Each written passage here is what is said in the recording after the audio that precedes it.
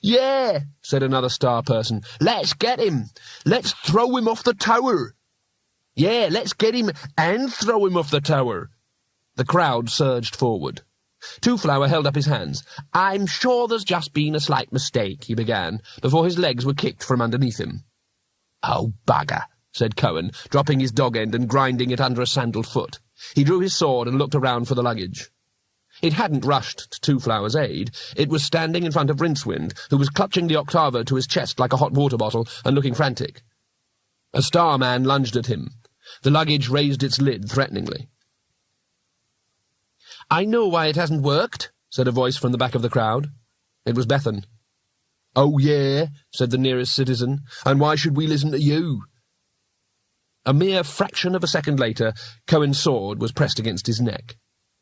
"On the other hand," said the man evenly, "perhaps we should pay attention to what this young lady has got to say." As Cohen swung around slowly with his sword at the ready, Bethan stepped forward and pointed to the swirling shapes of the spells, which still hung in the air around Rincewind.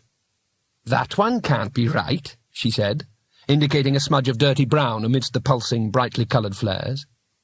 "You must have mispronounced a word. Let's have a look." Rincewind passed her the octavo without a word. She opened it and peered at the pages. "What funny writing," she said. "It keeps changing. What's that crocodile thing doing to the octopus?" Rincewind looked over her shoulder and, without thinking, told her. She was silent for a moment. "Oh," she said levelly. "I didn't know crocodiles could do that." "It's just ancient picture writing," said Rincewind hurriedly. "It'll change if you wait. The spells can appear in every known language." "Can you remember what you said when the wrong colour appeared?" Rincewind ran a finger down the page. "There, I think, where the two-headed lizard is doing whatever it's doing." Two-Flower appeared at her other shoulder. The spell flowed into another script. "I can't even pronounce it," said Bethan. "Squiggle, squiggle, dot, dash."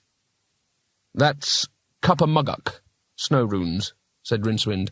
"I think it should be pronounced Zf." "It didn't work, though. How about Sf?" They looked at the word. It remained resolutely off-colour. "Or Sf," said Bethan.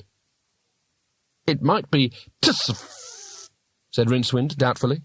If anything, the colour became a dirtier shade of brown. "How about Zf?" said Two-Flower. "Don't be silly," said Rincewind. "With snow runes, the—" Bethan elbowed him in the stomach and pointed. The brown shape in the air was now a brilliant red. The book trembled in her hands. Rincewind grabbed her around the waist, snatched Two-Flower by the collar, and jumped backwards. Bethan lost her grip on the octavo, which tumbled towards the floor, and didn't reach it. The air around the octavo glowed. It rose slowly, flapping its pages like wings. Then there was a plangent, sweet, twanging noise, and it seemed to explode in a complicated silent flower of light, which rushed outwards, faded, and was gone. But something was happening much further up in the sky.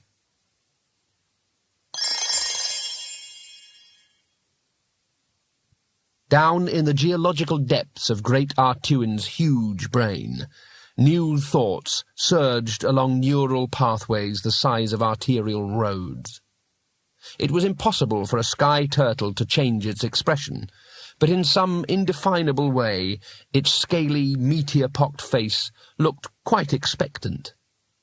It was staring fixedly at the 8 spheres endlessly orbiting around the star on the very beaches of space. The spheres were cracking.